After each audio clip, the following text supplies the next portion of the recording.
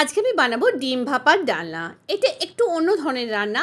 একটা টিফিন বক্সে আমি নিয়ে নিয়েছি 5খানা ডিম, পেঁয়াজ কুচি, গোলমরিচ গুঁড়ো আর নুন সমস্ত দিয়ে ভালো করে ফেটিয়ে গরম জলের মধ্যে বসিয়ে এটাকে ভাপে করতে দেবো।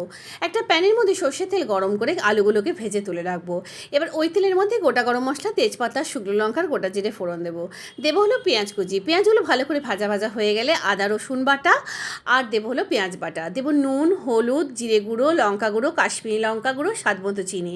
সমস্ত দিয়ে খুব ভালো করে কষিয়ে নেওয়া হয়ে গেলে দেবো হলো টমেটো কুচি। টমেটো কুচি দিয়েও ভালো করে কষিয়ে নেওয়া হয়ে গেলে দেবো হলো ফ্যাটানো টক দই।